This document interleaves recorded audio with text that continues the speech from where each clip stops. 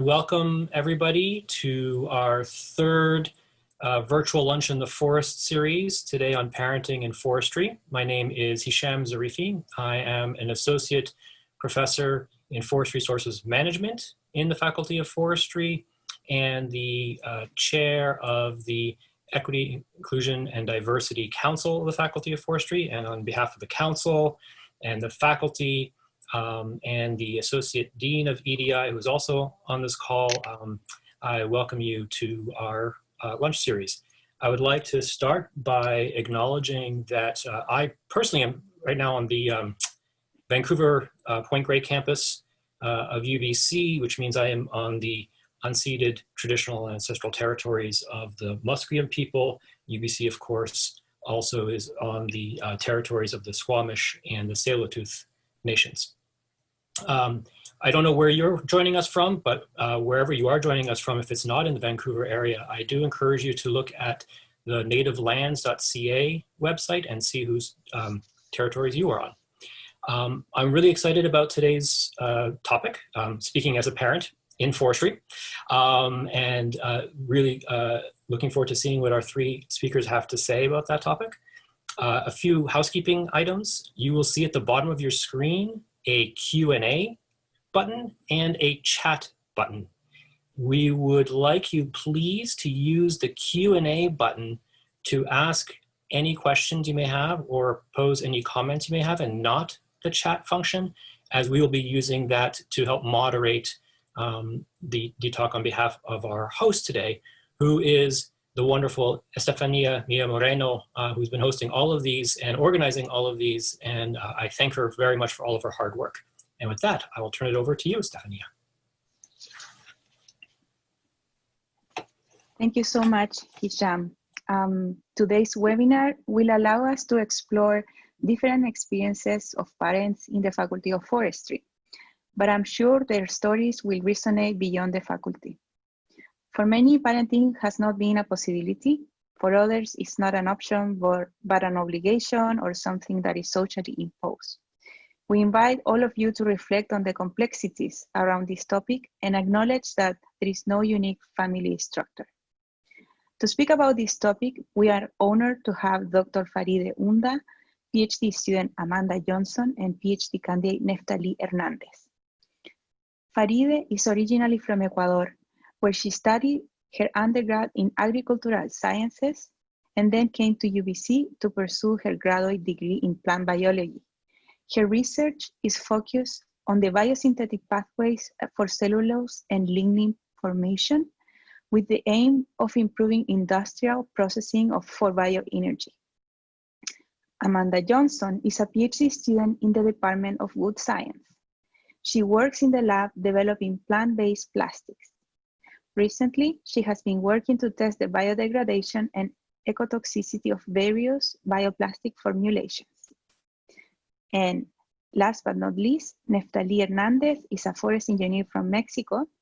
Currently, he's a PhD candidate in the Faculty of Forestry, working in topics of reduction of emission from deforestation and forest degradation. Neftalí has been living and working with Zapotec indigenous communities in Oaxaca, Mexico. How is everybody doing? Very good, thank you. Thank you for inviting us. Great.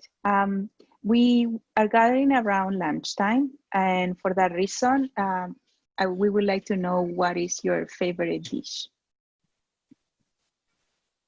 So I can start. Like on a weekend, I would like to have a ceviche, but on weekdays, usually, like I'm good with like some soup and a sandwich. Yeah, I like sandwiches and soup too, as long as there's a hot beverage as well, tea or coffee. Yeah, for myself, I like any kind of soup at lunchtime. I prefer lunch over sandwiches or anything else, and especially if it has some kind of fish on it. Perfect, thank you for sharing that.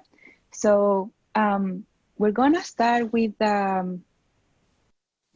sharing this picture, and I would like to invite this gift Faride to tell us a little bit more about this. The question that I raised and that I invited them to reflect on was in one image or one gift that will resonate on how is parenting for them. So Faride, we hear you. Okay, thank you very much, Estefania, for the invitation. And thank you for the Equity, Inclusion, and Diversity team for having this space for communication and discussion about other topics more than science. So I chose this picture because it's not an static image. It's a balancing act. So I feel like parenting is something like that. So I'm going to tell you a bit about my story, but I want to say that there is no right or wrong way to do it. Each family travels their own journey. So for me, I came to Canada and started my master's degree already with a 4-year-old daughter. And then I passed my comprehensive 5 months pregnant with my son. So that gave me a little bit of advantage between them, like I have 9 years apart, to readjust a little bit about parenting too. But this picture, what represents, is never gonna be like a perfect straight line. There is a constant readjustment. There is some days and some weekends that I had more time when I was in grad school to be with my kids, but there was also like very long days in the lab or like in the office when I was studying for my comprehensive or writing my thesis. So that's what I feel, but I think I was very, very lucky to have a great support system. So first, my husband was a great partner that complement our like parenting. And I also was very lucky to find at the student housing an incredible group of Latino families, which act as my extended family. So I was very, very lucky to find those Latino mamas to help me through this.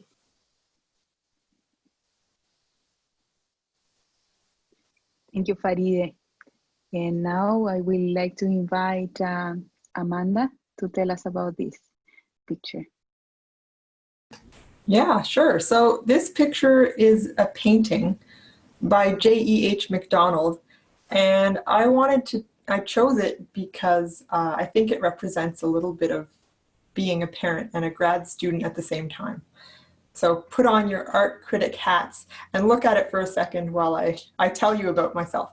So I'm, like Stefania said, I'm 5 years into my PhD, and I had a baby when I was 3 years into my PhD.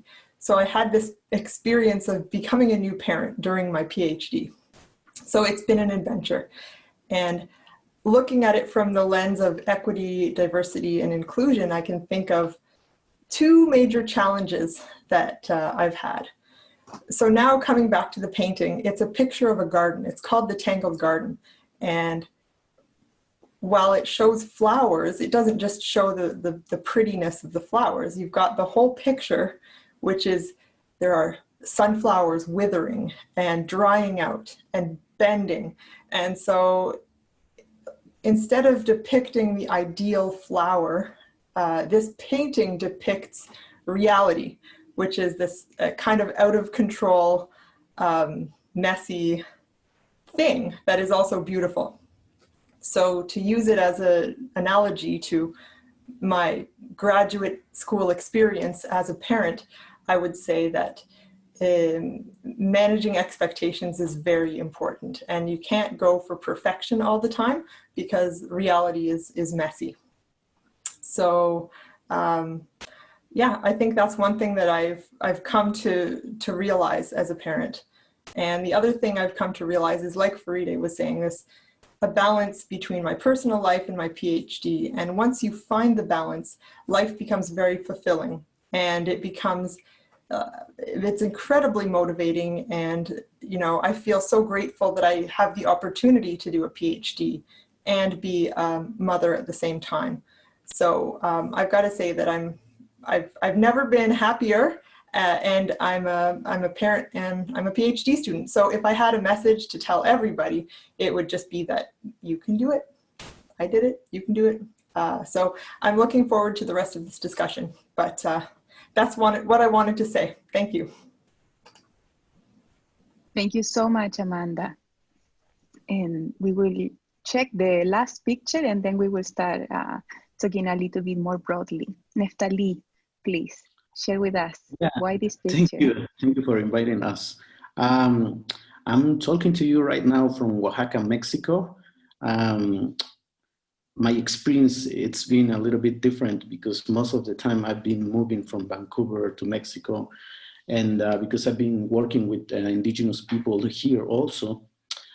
So my family has to stay here most of the time. My wife, she's a elementary school teacher. We have 3 kids. The oldest is 9-year-old, and the second is 6-year-old, and the third is almost 3-year-old now. So it's been a lot happening in our lives, especially during this year. It's been a tough year because in my case, like my mother died this year, and this changes a lot of the things that happening in our lives. And but basically what I want to share to you is that even some tragedies or these catastrophic things happen in our lives, that's life, and that's normal to all of us. And we have to think or rethink many times, like, what is the best routine for our lives? And we do this thing with my wife, like every night or every week. We take a cup of coffee and we sit down and we talk about what is working and what is not working in our house, in our home. And I like a 6-step method that I looked at a website that is called Biz Life Tech. And it talks about defining your goals. As a family, we always have goals, and these have to be realistic, but also optimistic. And I like to see more like reachable goals, when you have to think or rethink, when you have to organize also your goals as a family and also as a person in the academia. So when we talk about rethinking things, we have to include basically a schedule for my wife, for me, and for the kids, and basically ask who's going to work with whom, and in a normal day. So we have to change sometimes many things, like basically, for example, this year, we changed it like the spaces where we work, and we have to avoid like noise. We have to get some more privacy, clean rooms, and wake up early, do some exercise, get a shower and a good breakfast to prepare for the day. So this is, I imagine, that something that all of you do, but if you have a method on how to redefine your goals every day, I think that's something that helps a lot. And we have to write down our schedule and make some changes like every week to see if we can improve our productivity as students, but also as parents with our kids. And yes, so from my experience, I will say that it's something that helped us to change. Even for me, I will say that when I started my family, I had some expectations. I had some paradigms that I've been able to change over the years, and not to see that I'm helping my wife, but to see that it's also my responsibility as a parent to do in equal amount of the things that we have to have done at home. So yeah, that will be my experience. Thank you so much, Neftalí. I will stop sharing so we can all see your faces. Perfect. And yeah, well, it's very interesting to hear all of your experiences. I think that I would like to note that Faride has two, well, they're not children anymore, I think. But you have kind of in the oldest spectrum of. Do you want to share, Faride? Or maybe I can invite all of you to share a little bit more about the ages so people can target the questions in having that in mind. Okay, so I have a 21-year-old daughter, third year at UBCO, and I have a 12-year-old son, so he's still with me. And that's what I was saying, that give me a little bit of advantage. So I had 9 years to rethink some of the rules.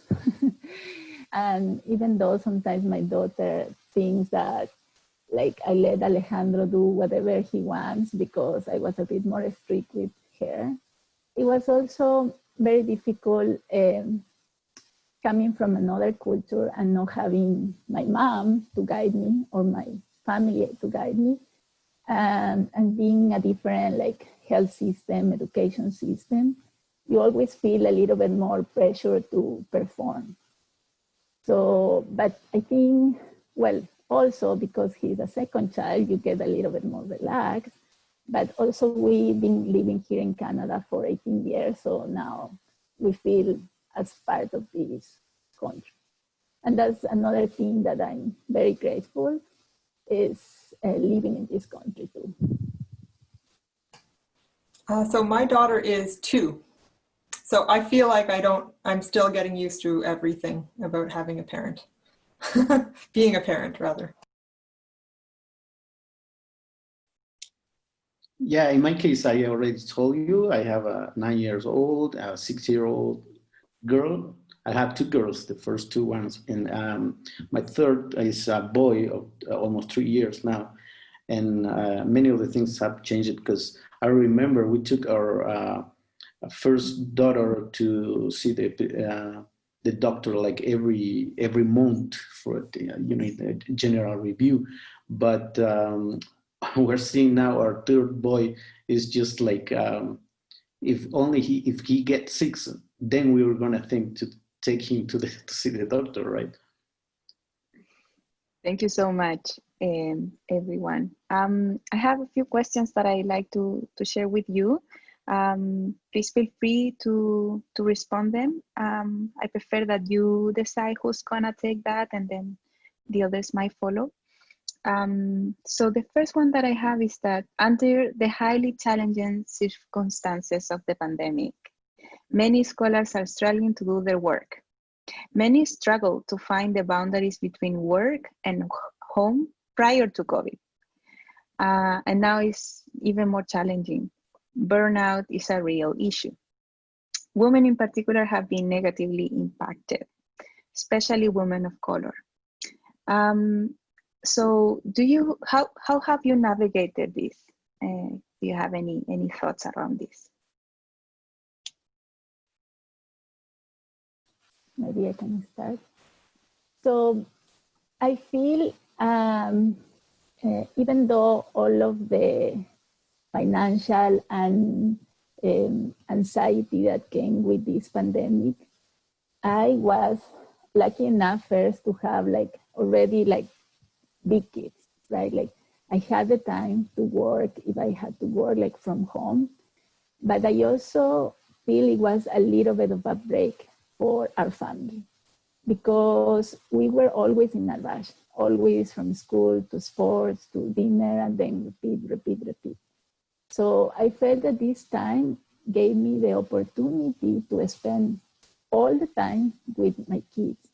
And one thing that made me very happy, for example, is that my daughter came back because she's been living in Kelowna for 2.5 years, and now she's here with me. So that makes me very happy. But also I feel that I get to know even my son much more. Like, I know it's a lot of, like, it is always your work is in your mind, but thankfully I live on campus. I had a little bit of, like, I had to go to work because we have to keep up with the plan, so I have an exemption. But still, it was a little bit more time than usual for me to share with my son. So maybe with little kids, that will be very different. But for me, it was a break time. Thank you, Fadi. Yeah, I liked the extra time that I could spend with my 2-year-old.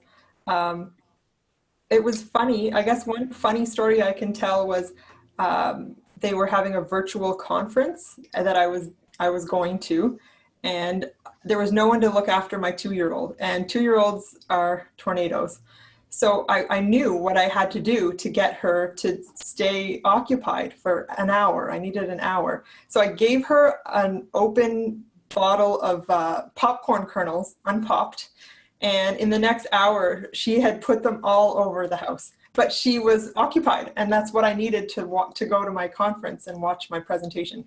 So yeah, the house got really messy at times, but I think it's okay. I was also glad to have more time with my 2-year-old. Amazing. Thank you, Amanda.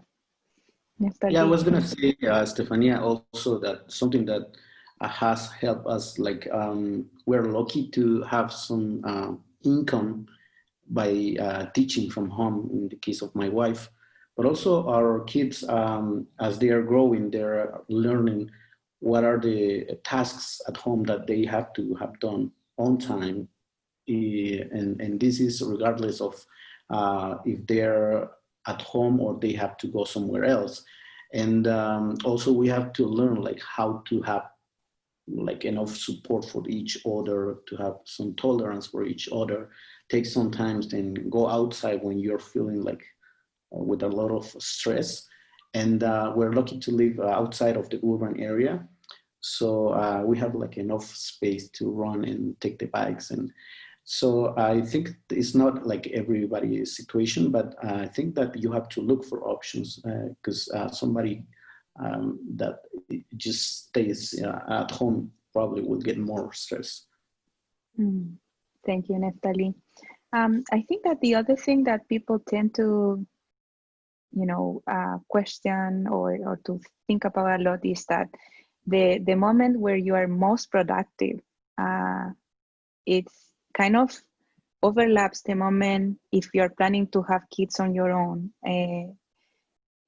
Those times kind of overlap, which is like, after university, when you do the master, it's hard to decide or to even say that you have to do one thing or the other.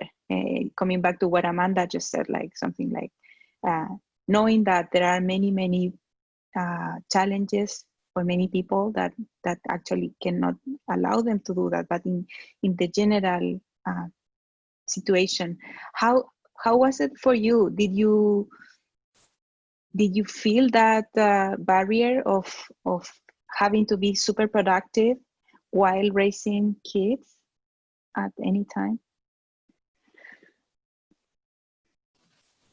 I think we are going in order, so I'm going to start. So I had the opportunity after finishing my undergrad to have in Ecuador to work for 5 years. So for me, like back home, it's very strict, like the work. There is not too many sick days. There is not too long of maternity leave.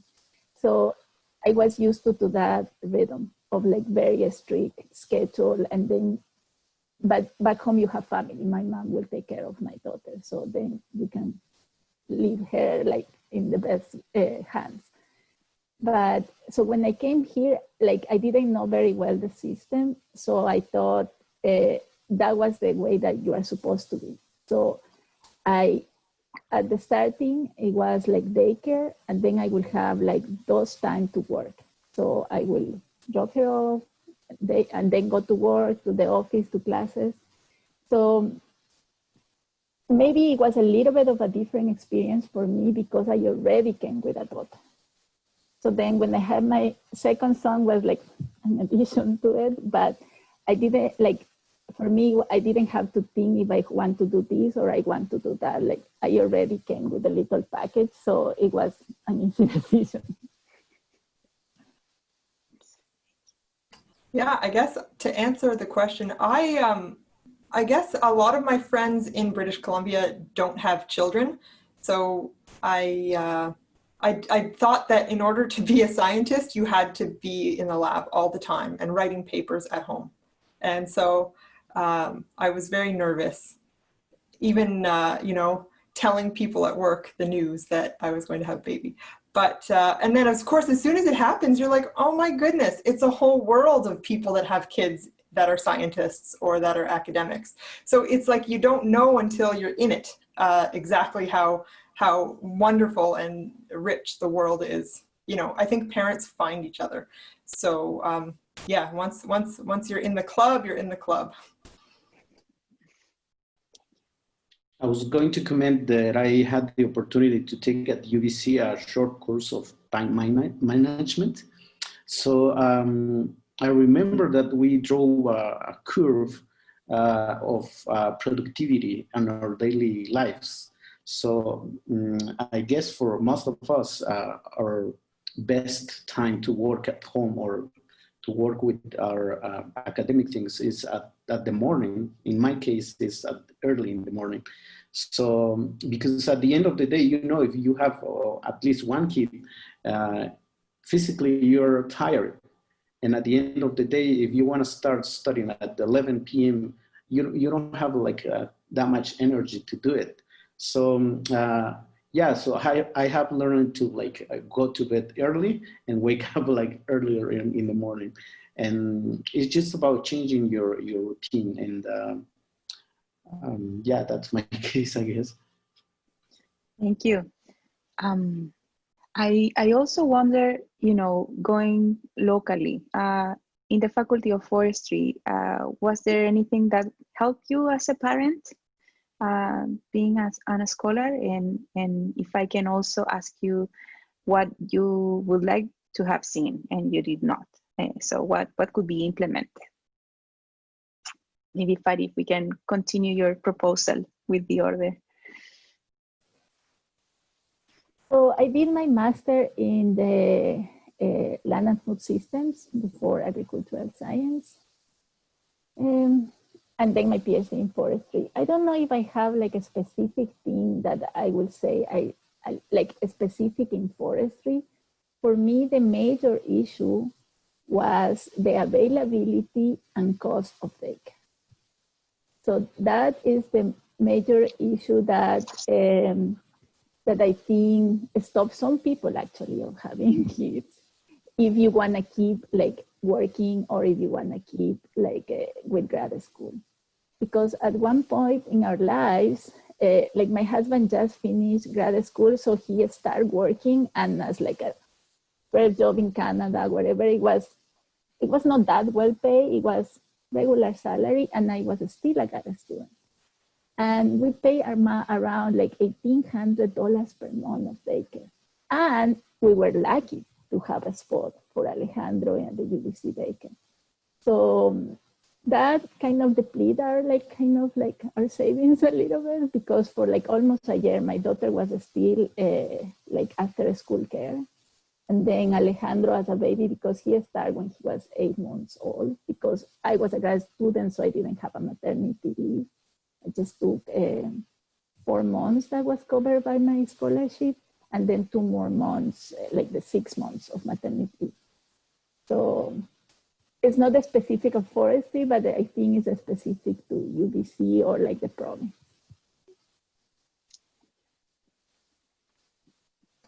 Okay, locally in forestry, there's only one thing I can think of, and that there's a breastfeeding room on the main floor, but it's always locked. So if anyone's out there that's listening, please, us mothers need somewhere to feed our babies. Unlock that room. Thank you. Well, no, in my case, I haven't had the opportunity to have my kids like for a long time in Vancouver. So basically, I noticed that I have like the time to make more progress on my dissertation when I am there than when I'm here working with them. So I admire a lot my wife and all the women that are always like full time with the kids. And I think we have to make it like or find more ways to share the responsibilities.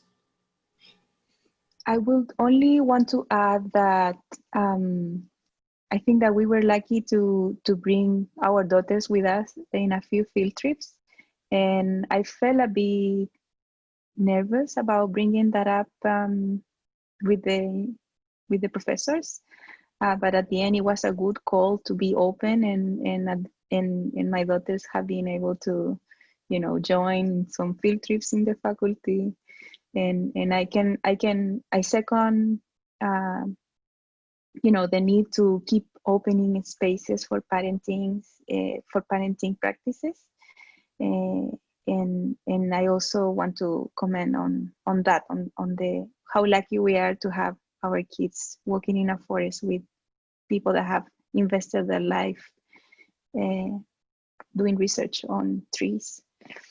I think that, if I'm not mistaken, Amanda, you have also moved from your city where you were raised. So I'm interested on knowing how it was for you all to move and parenting and then, you know, becoming a parent, because there is a bit of social isolation. And I know you've touched on this, but I'd like to know a little bit more, how did you cope at the end? And I feel like I also would like to know specifically, how do you raise a kid when what they see in their house is so different of what they see outside the house? So Faride. Okay, so as I said before, it's very difficult to come as a young mother without your mother to guide you. So for me, at the starting, as you say, you don't know, like I feel we Latino families are a little bit more strict, a little bit more on top of the kids, and we do everything for them, which I've been readjusting. I told you about the 9 years I learned. So at the starting, it was very isolating, as you say, but I was lucky and I was blessed to live in Acadia, so the family housing. And then through the kids, I found these other families, Latino families, not specifically from Ecuador, but a lot of Chilean families, Argentinian families that, like, it's the same, like they are looking for somebody, because this routine of like grad school and then the kids and dinner and school and dinner, it can kill you like too, like as a person, right? So then having the friends around is the best thing that it can happen. And for example, in our case, my husband will take always Tuesday night and play soccer. Like everything can like fall apart, but Tuesday night he would go and play soccer. And then for me, Thursday's night, we go, all the Latino mamas, we were like around 10 or 12, and have coffee at the dinner, like every week. So that was our outlet. Like even it was 9:30, so the kids were sleeping already. So that's something that I really, really recommend, like new parents, is to create your support network, especially if you don't have your extended family here. Create your support network so you, as an adult, also can share something else. But it's been difficult because now that I have an adult daughter, sometimes we fight as in every family, and I say, no, but it's because we are Latinos, that's why we are here. And she is like, no, mom, I'm not, I'm Canadian. Like she was raised here, right? So she has to adapt like to the different cultures too. But she thinks of herself as a Canadian, which is very good, but it's something that you, like with many years, start to be adjusted. Ooh, yeah, that's very true. I don't know. I'm still a new parent, and I feel like I haven't done everything I should to develop my network because I often feel isolated. Especially during COVID, like my daughter would see other kids in the mall and like run after them. And I'm like, no, no, you're not allowed to go close to them. So it's hard for me to see that she wants to be with other kids. And I think I'm going to take Faride's advice on this one, and I need to further develop my support network here because you see how necessary it is for survival.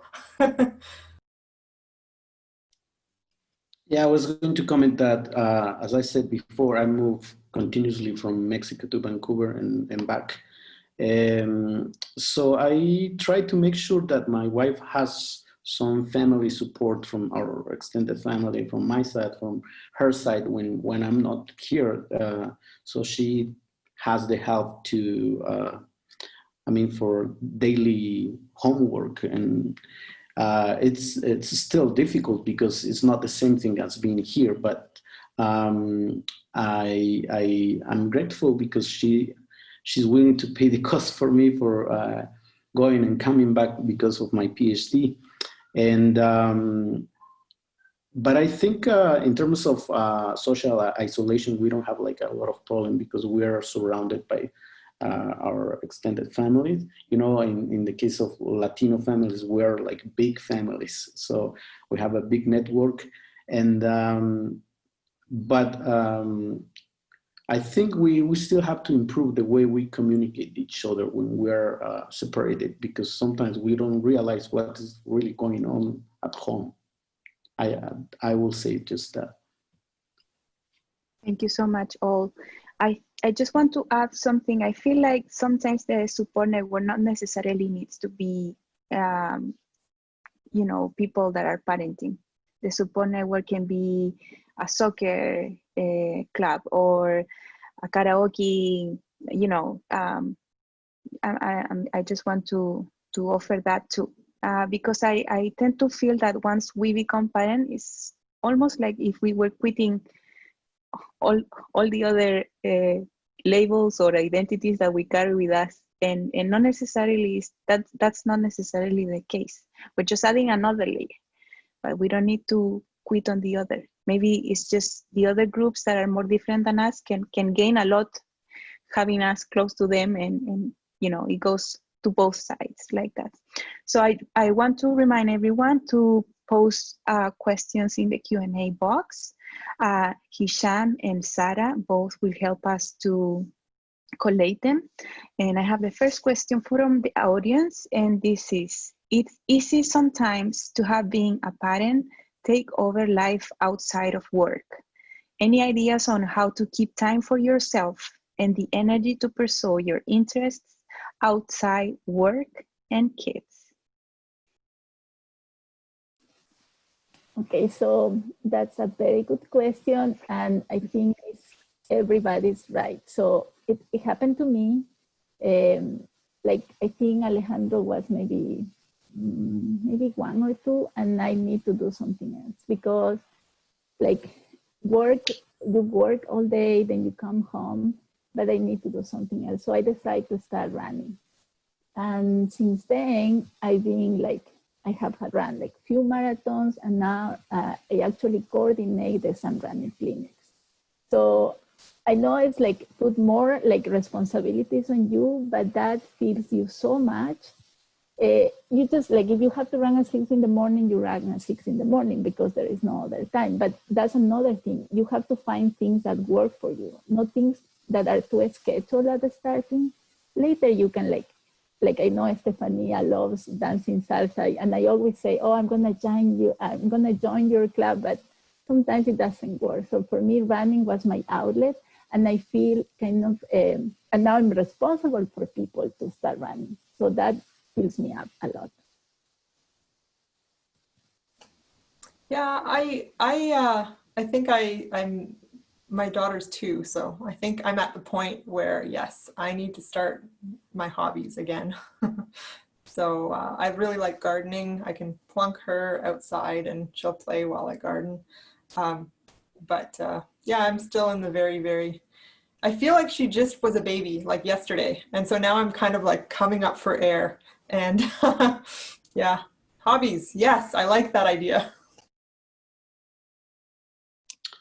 I'm going to comment that it's hard to have a separate time for us, as we are almost devoted for our kids.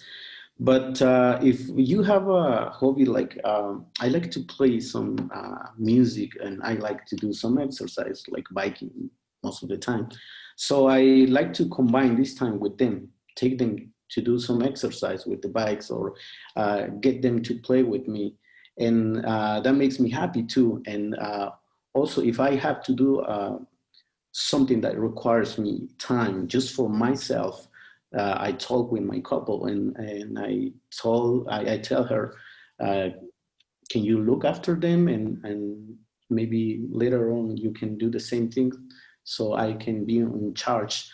And we exchange like the time and the responsibilities. So I think that works sometimes, or most of the time. Thank you so much. We have a comment. Great initiative, Faride, Amanda, and Neftalí. Thanks for sharing your experiences. Please keep sending questions and in the quick Q&A section while you do that. And I just want to add that sometimes it's not having a very structured hobby. Sometimes it's just having a book that you will read 10 times slower than the rest, you know. But the other thing that I've noticed is that I do a lot of crafts. So when I do embroidery, for example, and I see the progress, that makes me feel like a better person, like a better independent person, because I can see the progress. So I can see that I devoted time to myself and myself only. So what do you think that happens when, you know, you are starting to raise a kid and you are very open to get feedback from people around you? It could be mom, dad, or grandparents or caregivers. How do you deal with the very necessary support that you can get having feedback, but at the same time risking to hear something that might be, you know, going against your type of parenting or your values? I don't know if any of you have been in that case, but if you have, or if you think of that, how would you deal with we can call it unsolicited advice or something like along those lines?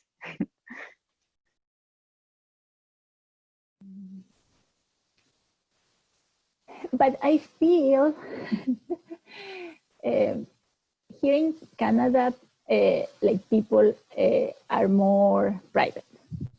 So maybe back home for sure you deal with unsolicited advice because we live with our extended families and we share a lot.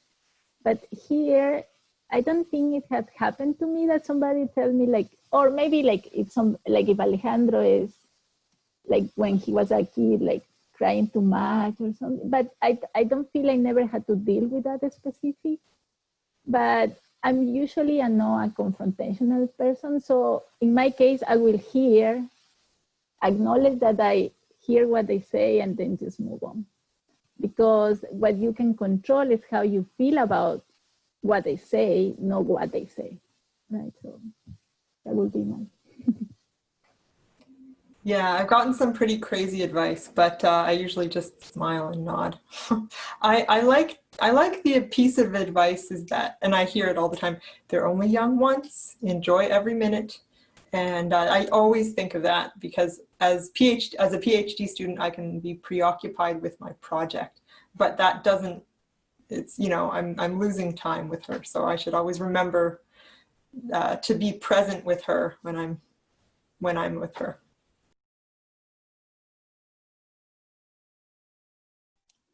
Okay, I will say that here in our culture, we listen respectfully to everyone, you know, a lot of advice, but at the end of the day, you decide what is the advice to apply.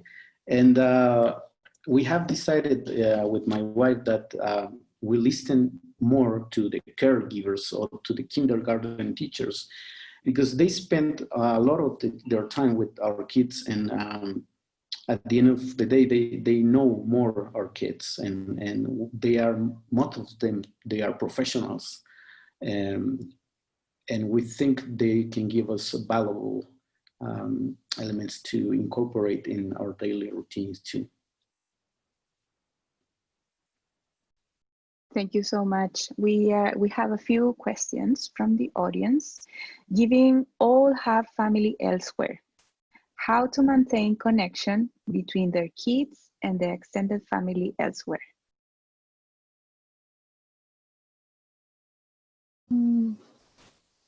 Well, I think maybe I have failed a little bit on that one, because like I call my mom every other day when I walk from my house to the building. So I know what is happening in Ecuador, but I feel because of the, like, it's not correct, of course, but I feel because of a rush of like weekend soccer, or like we connect with my parents like in special occasions, not usually. And that is specific what it hurts so much.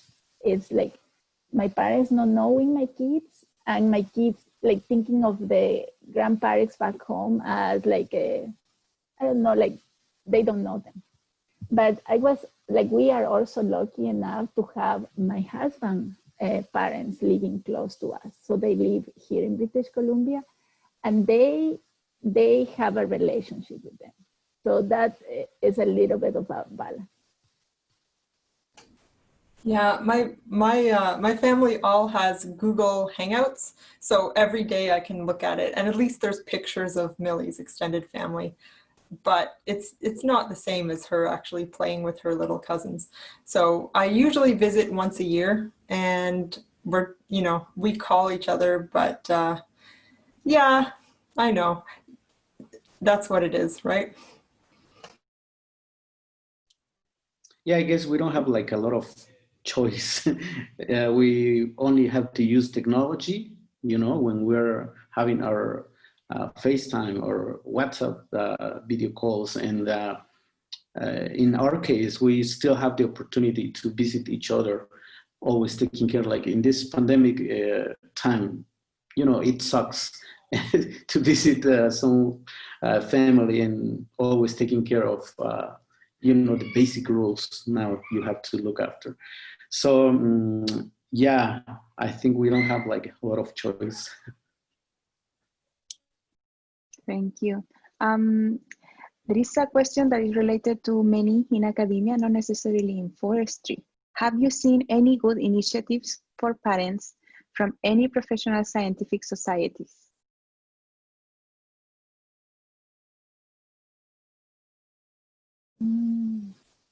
Well, lately I have never used it, but I have heard that some of the societies provide daycare conferences. So that's a good one.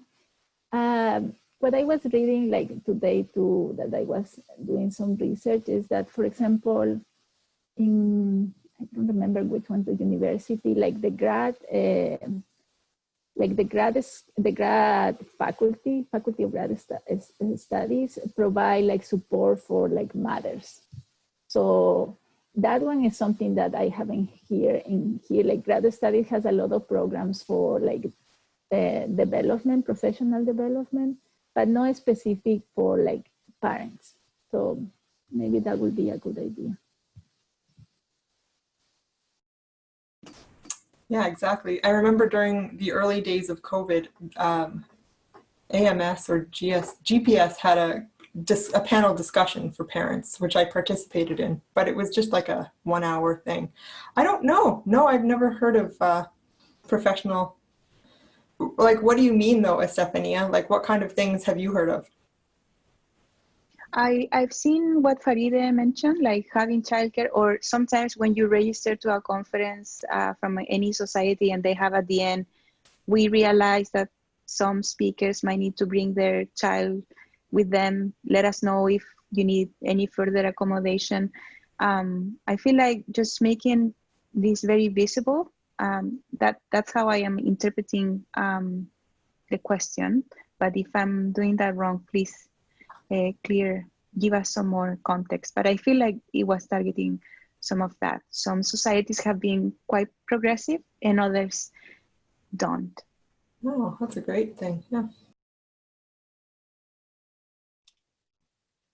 Yeah, in my case, I haven't heard something like that, probably because I haven't looked for it. But I remember when my wife came to stay for a season here, there in Vancouver, and we were living close to a family place, I think it was called. So we received some professional support from them, and for learning or improving English, having the kids for some hours and playing with them. It's just basically entertainment, but we feel some support from them. And from the side of the university, I haven't looked for any support.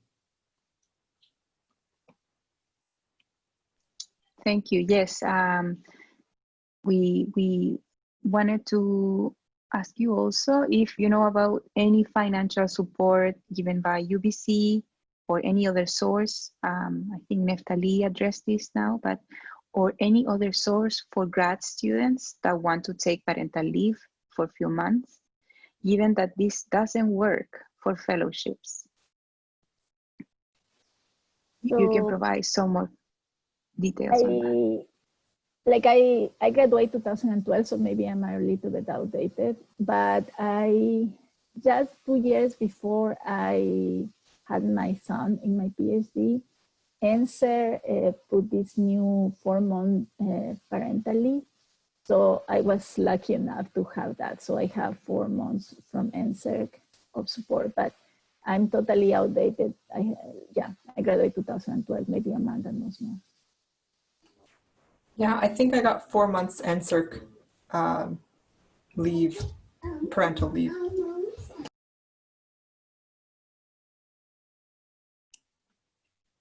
Yeah, I just read Sarah Gergel wrote in the chat section that the UBC have some funds for caregiver funds. So if anyone is interested, you can take a look of it.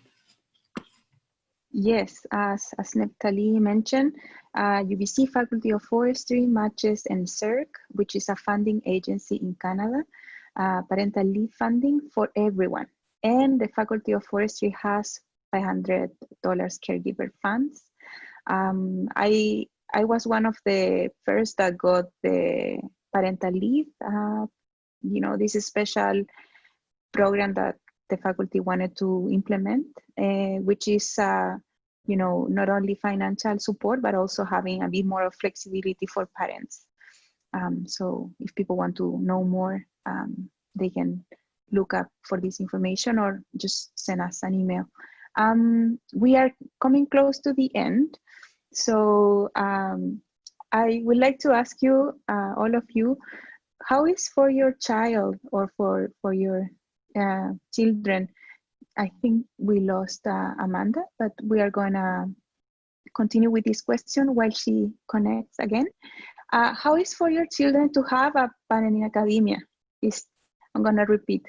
How is for your children to have a parent in academia? Is that abstract, or how do your kids talk about you? I am the tree scientist for my kid and her friends. Do you have any funky name assigned to you? Well, that I think is one of the the things that pushed me through grad school, because when I graduated from my master, I was crossing this. At that point, the master actually crossed the stage, and my daughter screamed from in the chant center, "My mom!" and everybody laughed. So I think they see you as achieve your goals, and that's very important. Even it's for your personal growth, this degree, but you are guiding. They are looking at everything that you do that you do. So if they see you struggling and working hard for your degree, that is also what they are gonna do for when they have to do any goals that they are gonna set up for themselves. So sometimes my daughter bugs my husband actually that I am the doctor.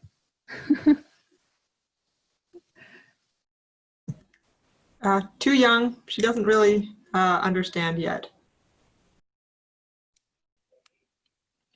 Yeah, my kids, probably the oldest, realizes that I'm doing something always with the computer. And especially when I'm doing some TA activities, she asks me like, what are you doing? Are you teaching or something like that? Yeah, something like that. So I answer and she says, and are you spoiling or are you very strict with your students? And I say, well, I used to spoil them, but sometimes not necessary. But she gets some ideas. She's like building some ideas in her mind about what is to be a professor or something like that in the university level.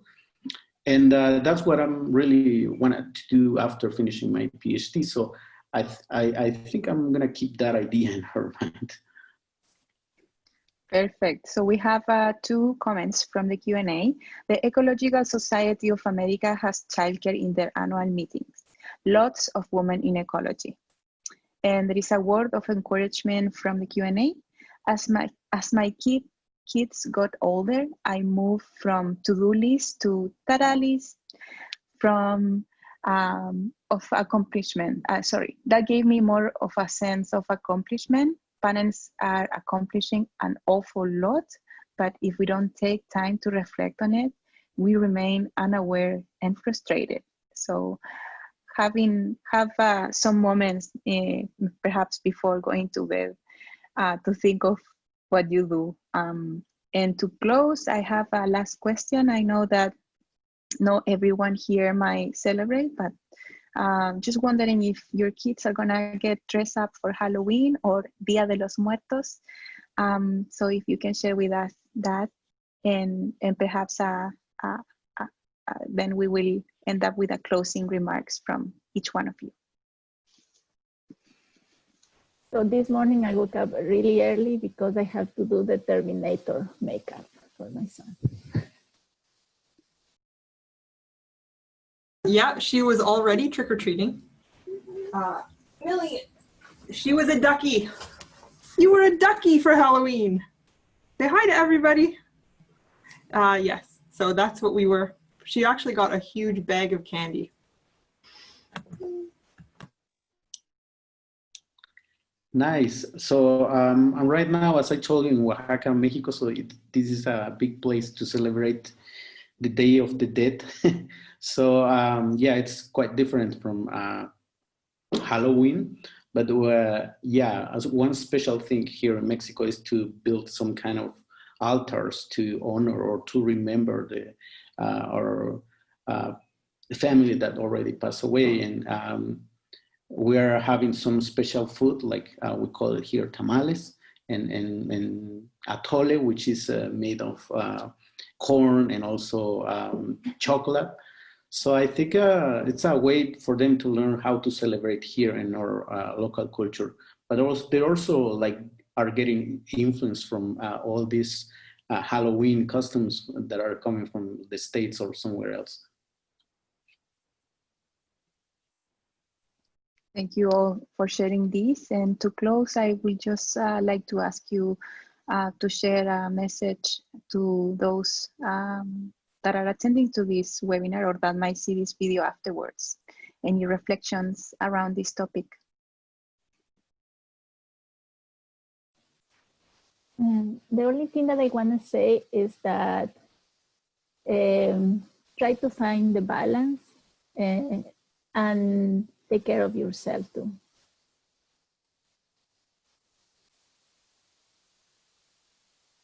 Okay, I gotta say that, I mean, although I don't have family here, that my godmother in Vancouver will take care of her when I'm in the lab. And so I've got to say thank you, because you know, we find a network, and I'm incredibly thankful for. No! Hey, you should be thankful too. Incredibly thankful because who we have in our lives to make things work. Yeah, thank you. I just want to say that sometimes I get frustrated because the lack of productivity in my thesis or something like that. But at the end of the day, I also get realized that, as I said before, many of my expectations or my paradigms have changed about parenting. And that's something that I'm happy for because I feel that also my couple, my wife, she's happy with me having support for the things that she needs because she also works as professional. So we have to always think as a team, and being a team will get us to better goals or to the goals that we have planned. So yeah, that's all. Well, thank you to the three of you. I think that you've shared very, very important insights on how to parent and how to take care of ourselves. And I feel like closing with what Neftalí just said, like teamwork is needed. Being that with your family, friends, caregivers that you find. And yeah, so for all of that, we would like to thank you. And I also want to thank two people actually, that Hisham and Sarah, they both have an active role in equity, diversity, inclusion, and anti-racism initiatives. And it's thanks to them that we are here. So I want to close with that message of gratitude to them. Thank you and have a good weekend, everyone. Thank you.